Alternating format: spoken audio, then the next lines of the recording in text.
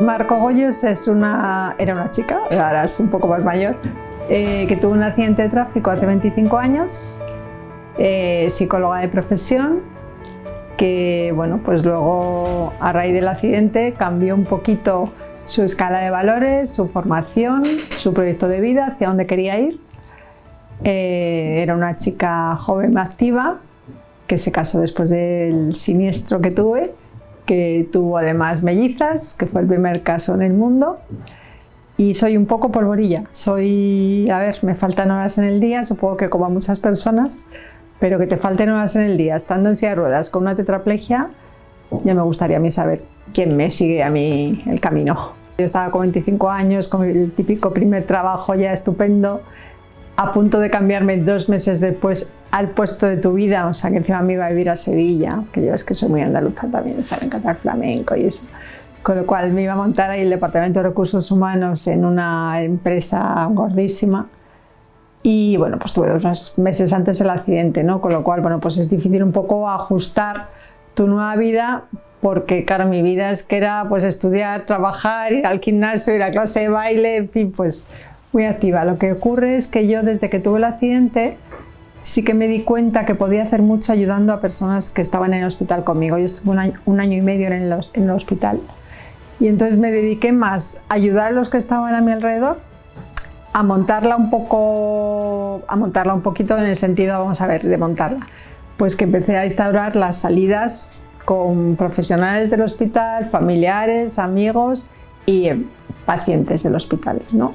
Con lesiones graves. De tal manera, ¿por qué? Porque consideraba que el salir en grupo les iba a facilitar cómo iba a ser su vuelta a su vida normal o anterior. Es muy difícil, porque hay varios factores. En primer lugar, la edad de la persona, cuál es su entorno familiar, cuál es su entorno social. No es lo mismo el que vive en un quinto sin ascensor que el que vive en una casa grande y que puede salir y entrar de casa.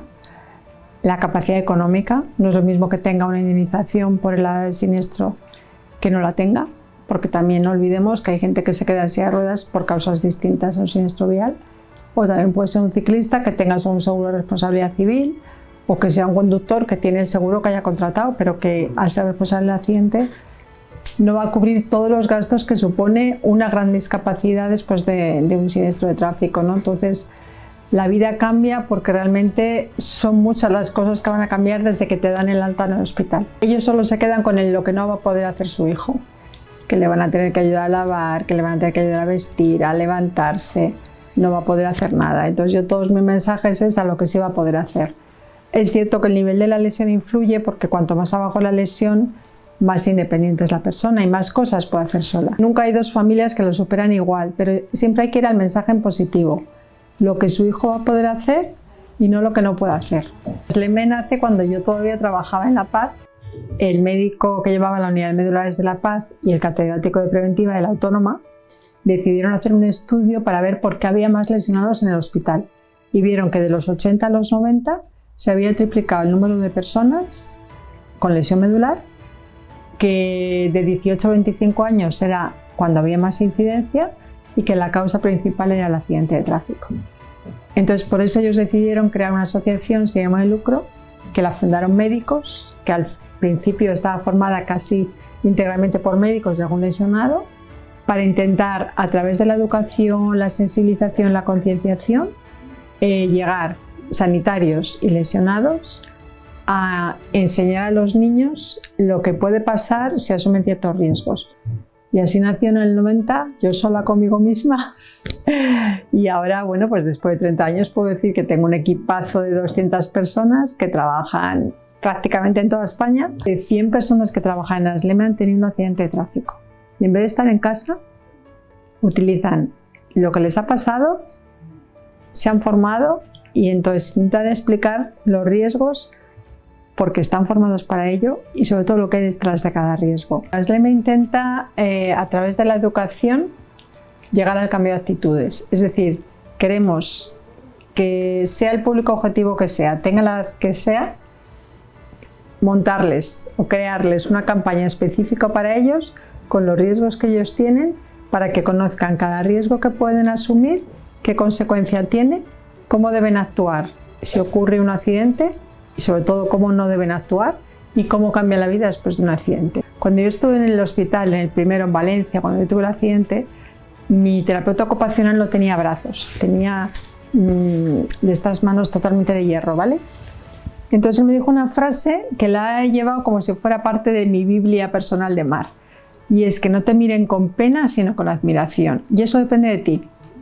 Yo al principio no lo entendía, pero claro, cuando sales del hospital y empiezan, qué pena, con lo joven que es, con lo guapa que era, yo decía, pero... Y esa era la típica frase cuando te veían. Entonces yo dije, quieto, parado. Entonces, algo que sigo haciendo y que yo siempre diré, es que hay que salir con la sonrisa de casa. Porque si tu actitud es positiva, sales con una sonrisa, es que ya la gente no te atreve a decir, ¿qué tal te va? Digo, fenomenal. Yo creo que ya hace varios congresos y reuniones en las que nosotros y algún representante de alguna asociación de víctimas veníamos reivindicando que la palabra accidente, tal cual la definición de la Real Academia de la Lengua, que es accidental, fortuito, que es fruto del azar, no tiene nada que ver con lo que ocurre, porque al final lo que ocurre es que ante un error humano tienes un siniestro, que pasa que es una palabra muy vinculada al tema del seguro. Yo sé que a lo mejor no es la palabra ideal, ¿no? Entonces estamos intentando, con sus señorías en el Congreso, con la DGT y con todas las instituciones que trabajamos en seguridad vial, hablar de siniestros viales. No sé si será la palabra definitiva, no sé si es la palabra más bonita, pero representa más la realidad que accidentes de tráfico. Entonces, estamos intentando cambiarla. Yo creo que este es el primer año que ya se van dando cuenta y lo van cambiando en el lenguaje. Es muy importante porque ahora todos están haciendo los planes estratégicos 2021-2030 y es importante que en esos planes intenten, seguramente habrá algún accidente de tráfico que se les escape en el libro, pero que vayan cambiando el lenguaje y vayan poniendo siniestros viales. Cuando fui al Congreso les pedí dos cosas. Una, que la Comisión de Seguridad Vial siga siendo la comisión ejemplar en el Congreso, que las cosas se aprueban por unanimidad, porque estamos hablando de la vida de las personas. Segundo, que sean más ágiles, o sea, digo, todos los partidos pueden hacer alguna enmienda, pueden hacer alguna aportación, pero que sean ágiles y que las cosas salgan. Porque llevamos, creo, 3 directores de tráfico últimos que han intentado cambiar la ley y el reglamento, y por el tema de procesos, aparte de por más elecciones de la cuenta, no se ha aprobado. Estamos en lo de siempre, aquí la ley ya existe. En algunos países, como Estados Unidos, es una ley de obligado cumplimiento, es una ley federal por el tema de los veteranos de guerra, que es muy fuerte. Y tú no puedes abrir un local si ese local no es accesible para cualquier persona con discapacidad que pueda aparcar, que pueda entrar, te pueden cerrar aunque sea un pequeño supermercado, ¿vale? Entonces yo creo que España tiene mucho que avanzar, sobre todo en el tema de la accesibilidad universal. Cada vez hay más ayuntamientos que están trabajando para hacer accesible los entornos. Yo soy profesora del Ayuntamiento de Madrid y doy cursos a todos los técnicos del Ayuntamiento de Madrid en temas de accesibilidad. Pero es muy importante interiorizar. Y cuando hablamos de ponerte en el lugar del otro, es que a veces yo llego a un hotel, por ejemplo, y el espejo empieza aquí. Y se supone que un arquitecto ha hecho esa habitación. ¿Cómo es posible que yo llegue a una habitación, tenga aquí un faldón por el que no paso y tenga un espejo por el que no me veo ni la ceja?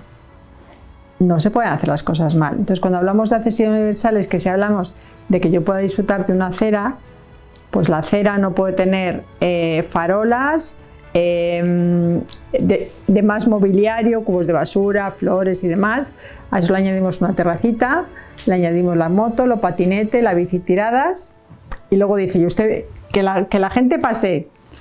Pues un mayor que pasea, una persona con dificultades visuales que pasee, una persona en silla de ruedas que pasee, necesitamos que la accesibilidad universal sea algo que se crea en todas las ciudades. No estamos tan mal comparado con Europa, no estamos tan mal, porque yo he viajado mucho por Europa. Pero el tema de que los rebajes estén rebajados a cota cero tiene que ser algo natural.